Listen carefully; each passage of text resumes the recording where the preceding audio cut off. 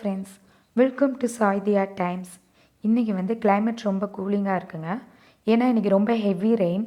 So climate ரொம்ப ஜில்லுன்னு இருக்குங்க. இந்த ஜில்லான கிளைமேட்டில் நம்ம எப்படி ஒரு ஸ்வீட்டான பால்கோவா செய்யலான்னு நம்ம பார்க்கலாங்க. இப்போ இருக்குது பார்த்தீங்களா இந்த மாடு, இதில் இருந்து தான் ஃப்ரெஷ்ஷாக பால் எடுத்து நம்ம ஒரு ஃப்ரெஷ்ஷான பால்கோவா எப்படி செய்யலான்னு நம்ம இப்போ பார்க்க போகிறோங்க. இப்போ நான் 1.5 லிட்டர் பால் எடுத்திருக்கேங்க.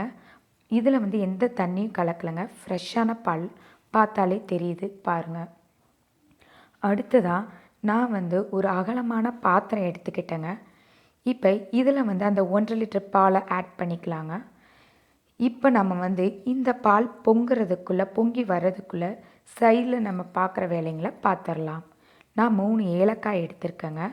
இந்த 3 ஏலக்காயை ஒரு மிக்ஸி ஜாரில் கொஞ்சம் சுகர் ஆட் பண்ணி அதை நல்லா கிரைண்ட் பண்ணி எடுத்துக்க போகிறேங்க. இந்த மாதிரி பவுடராக எடுத்துக்கோங்க. இந்த பதத்தில் இருக்கணுங்க. ஓகே, இப்போ பாருங்கள் பால் நல்லா கொதிக்குதுங்க.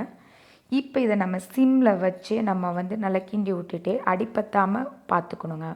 இல்லைன்னா கலர் சேஞ்ச் ஆச்சுன்னா நம்மளுக்கு அந்த பால்கோவா கலரே சேஞ்ச் ஆயிரும். ஸோ நம்ம இந்த மாதிரி கரண்டி வச்சு அடியில் அடிப்பத்தாமல் நல்லா இந்த மாதிரி கிண்டி விட்டுட்டே இருக்கணும். அப்போ தான் நம்மளுக்கு அந்த பால்கோவா நல்ல ஒரு பியூர் ஒயிட் கலரில் இருக்கும். இப்போ நான் ரவை எடுத்துட்டேன். நான் 2 கையளவு ரவை எடுத்திருக்கேன்.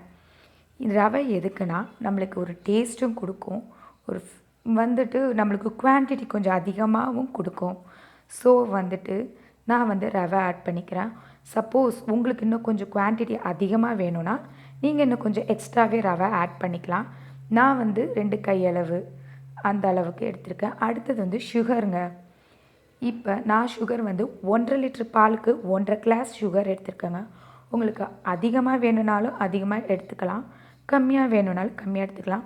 நான் 1.5 லிட்டருக்கு 1.5 கிளாஸ்னு கணக்கு பண்ணி எடுத்திருக்கேங்க.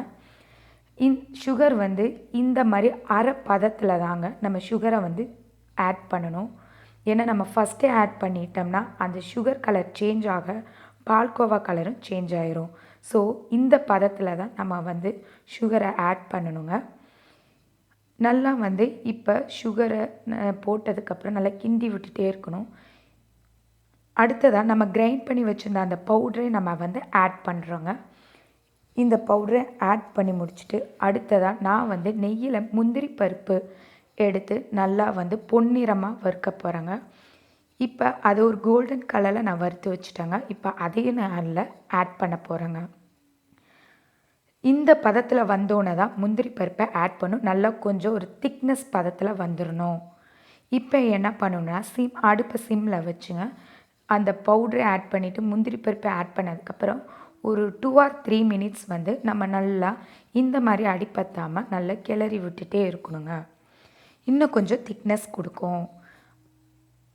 இப்போ பாருங்கள், நம்ம ஒரு ஸ்வீட்டான பால்கோவா ரெடி பண்ணியாச்சுங்க. தேங்க்யூ.